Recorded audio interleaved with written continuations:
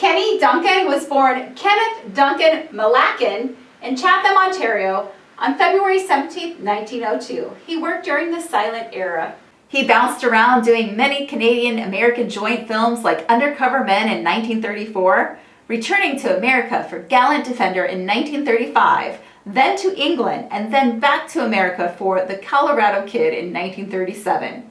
His first serial was Universal's Flash Gordon's Trip to Mars in 1938, followed by The Great Adventures of Wild Bill Hickok and The Spider's Web for Columbia that same year.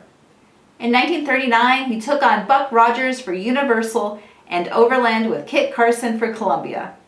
In 1940, he played Two Gun in Deadwood Dick, Michael Bellamy in The Green Archer, and an outlaw named Nick in King of the Texas Rangers. In 1941, he worked in White Eagle and The Adventures of Captain Marvel. He returned as Ram Singh in The Spider Returns that same year. In 1942, we saw him in Perils of Nyoka, The Secret Code, and Valley of Vanishing Men. He continued to show up in more serials in 1943, including Daredevils of the West and Batman. He worked for Republic in 1944's Captain America, The Tiger Woman, and Haunted Harbor, then Manhunt on Mystery Island, and The Purple Monster Strikes in 1945, as well as The Phantom Rider in 1946, followed by his last serial role that year in The Crimson Ghost. Beginning in 1949, he worked mostly at Gene Autry's Flying A Productions, in features and television series including Range Rider, Adventures of Champion, and The Gene Autry Show.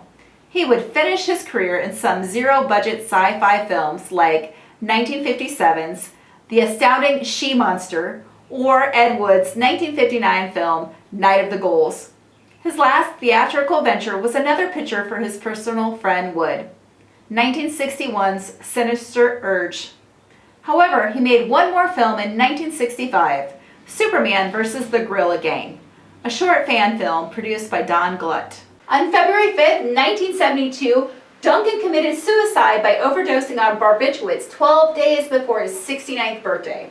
Ed Wood was named executor of Kenne Duncan's estates, and he held a small memorial funeral in his backyard around the swimming pool.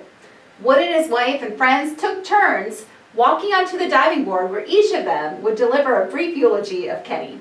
The action is not over yet, so stay tuned.